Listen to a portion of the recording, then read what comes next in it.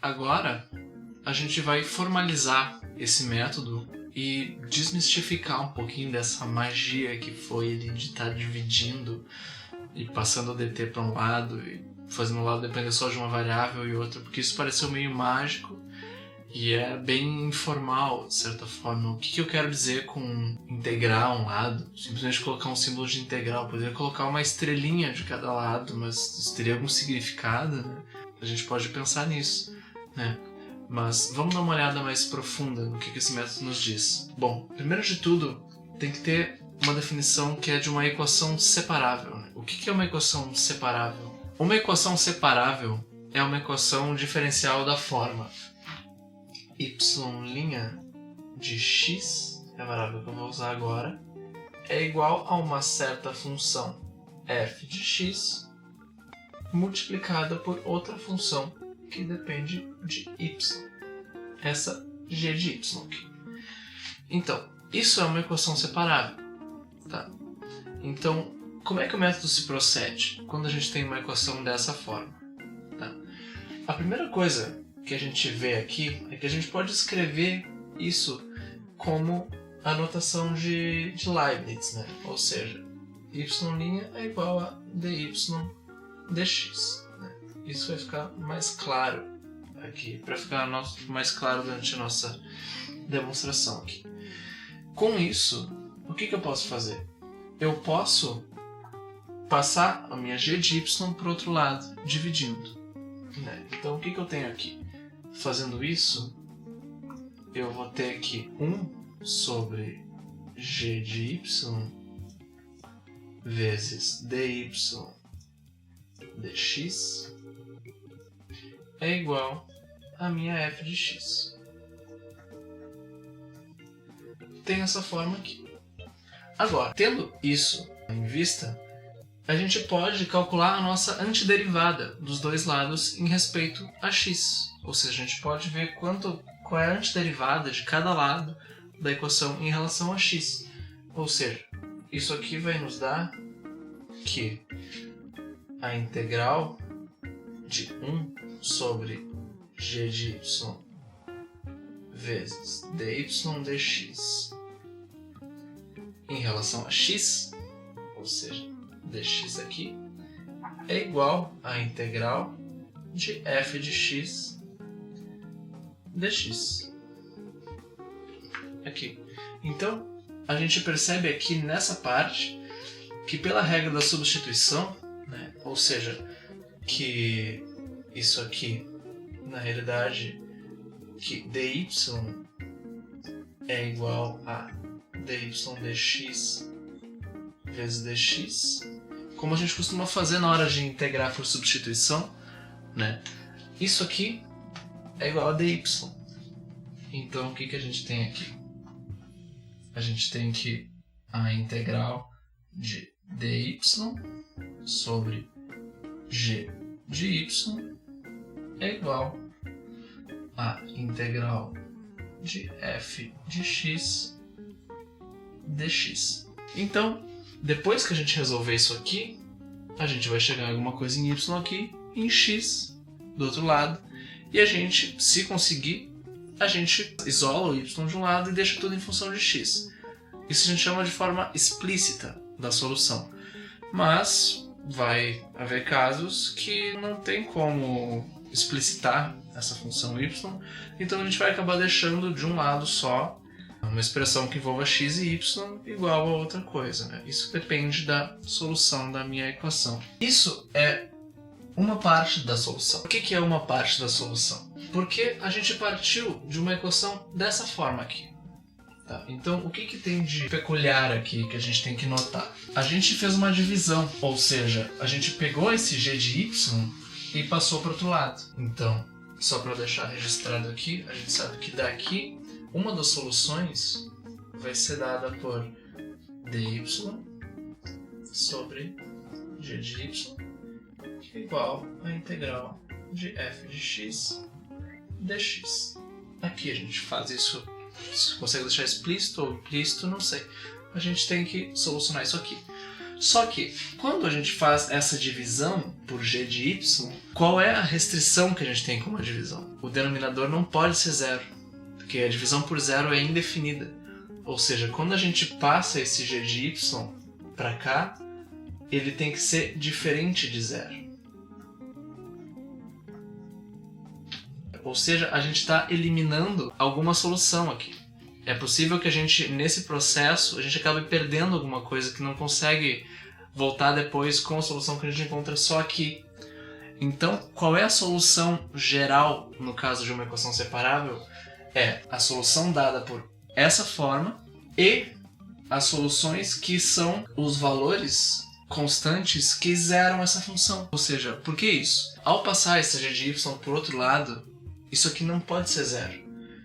Então, tomando a equação nessa forma mesmo, se a gente acha um y que faça g de y zerar, então essa derivada do y, aqui se esse y for uma constante, isso aqui vai dar zero também. E se isso aqui e isso aqui é zero, então a gente tem que zero é igual a zero.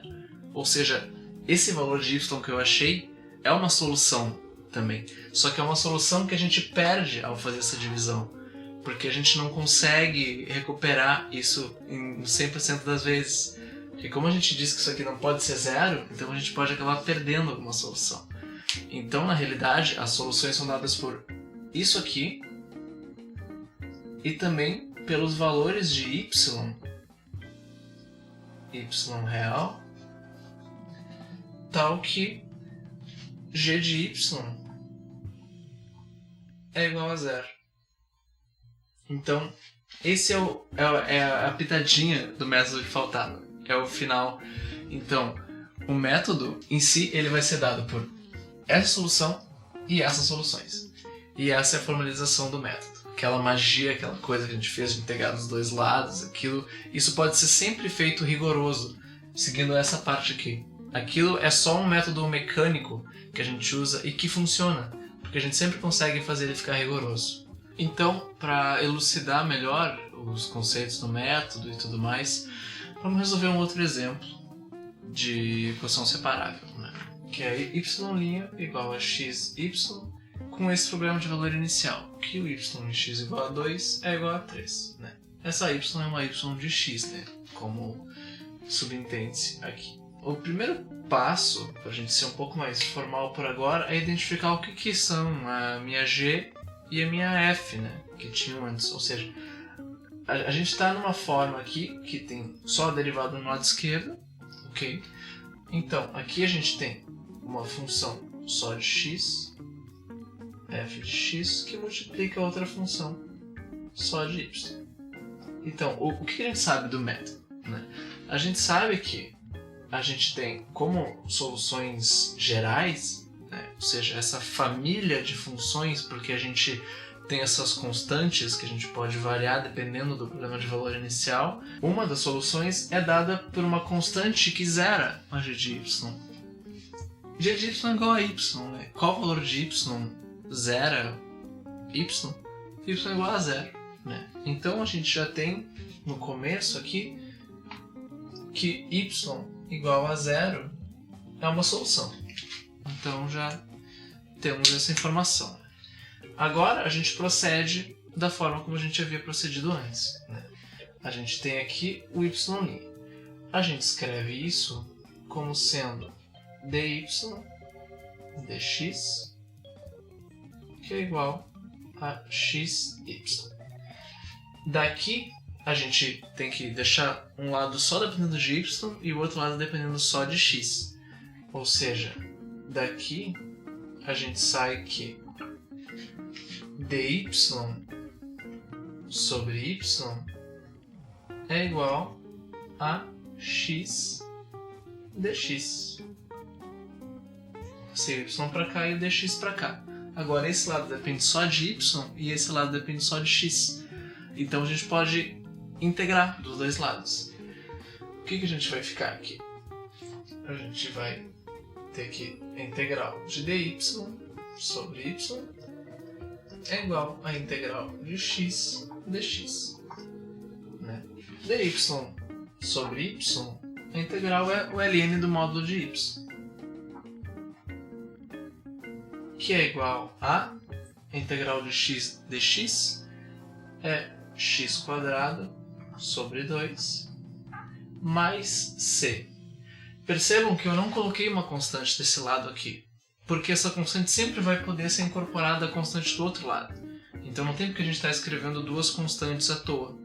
Então o que eu fiz foi fazer direto, passar essa constante para cá, para poupar a mão de obra da gente, né? Então a gente tem isso. Como tem um ln aqui no y, a gente tira a exponencial dos dois lados para isolar o módulo de y.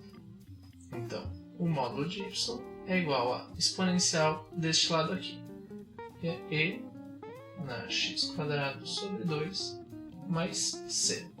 De novo, pela propriedade dos exponenciais, né, isso aqui é igual a e na x² sobre 2 vezes e na c. Só que esse e na c aqui é uma constante arbitrária, novamente. Então a gente chama ele de c. Com isso, a gente chega aqui, o módulo de y é igual a c vezes e na x² sobre 2. E, tirando esse módulo daqui, dizendo que y é igual a mais ou menos isso, a gente vai chegar aqui, vai ter mais ou menos c aqui, que a gente pode chamar de novo de uma constante arbitrária. Então, pulando esse passo e chegando na nossa solução, a gente vê que y, né, de x é igual a c vezes e na x² sobre 2 quadrado. Aqui. Então, o que a gente observa aqui é que, bom, a gente chegou a essa solução, né? E a gente tem essa outra solução, y é igual a 0. Só que percebam aqui, se eu defino c igual a 0, y de x vai ser 0 também, essa mesma solução. Então, esse é um caso que só com essa solução eu consigo essa aqui também. Isso não vai acontecer em todos os casos. Vai ter momentos que não tem condições disso ser feito. Então, aqui é um caso particular que essa aqui é a nossa solução geral. Porque essa aqui já está embutida nessa daqui. Então, agora a gente tem a solução geral. Só falta a gente aplicar a nossa condição inicial do problema de valor inicial, né? Então, eu vou escrever aqui antes que isso aqui, y é igual a c e na x² sobre 2. A gente tem que substituir os valores adequados aqui para obter o valor dessa constante. Para x igual a 2, y é igual a 3. Então, y igual a 3, e que é igual a c vezes e na 2² por 2, que é 2. Então, isso aqui é igual a isso. A gente pode isolar o c. O c é igual a 3 sobre e², que a gente pode escrever como sendo 3 vezes e na menos 2. Né? Mesma coisa. Com isso a gente obtém o valor da nossa constante. Então, a gente chega aqui a solução para esse problema de valor inicial é dada por y de x, que é igual a 3e na menos 2 vezes e na x² sobre 2. Que a gente pode escrever, caso a gente queira, que isso é igual a e na x² sobre 2 menos 2. Aqui. E esse é o resultado da nossa equação diferencial com esse problema de valor inicial aqui. É importante só fazer um último comentário, tá? Que a gente vai ver isso melhor na aula de exemplos, que vai ser a próxima aula, a aula 2.2. Que quando a gente tem uma solução, é interessante a gente ver para quais valores de x essa função ela vai estar definida para esse problema de valor inicial aqui. Nesse caso, a gente tem que para x igual a 2, y igual a 3, E essa aqui é a solução geral, né? Essa solução aqui não tem nenhum tipo de problema de descontinuidade ou alguma restrição a mais que foi imposta por essa equação, seja lá por qual motivo. Então, na realidade, a gente percebe que essa solução geral aqui para essa equação e essa aqui para esse PVI especificamente, essa solução aqui, ela vale para todo x real. Porque não tem nenhum problema de descontinuidades aqui. É na x² sobre 2, é uma função que vai se comportar bem, né? E esse menos 2 aqui não vai fazer diferença.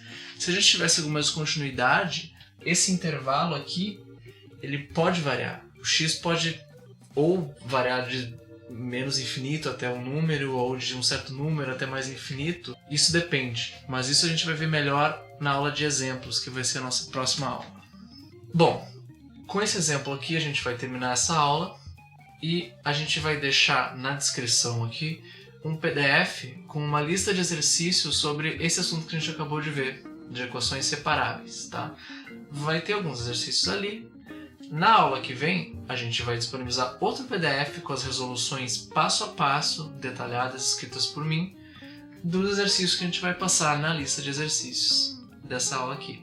A próxima aula também, excluindo a parte da lista de exercícios, a gente vai resolver 3 exemplos, que vão aumentando em ordem de complexidade. Um exemplo bem tranquilo para um exemplo mais complicado, já para a gente ter certeza que vocês vão fixar bem o conceito. Qualquer coisa, comentem aqui, que a gente responde na medida do possível. E até logo. Até a próxima aula e bons estudos!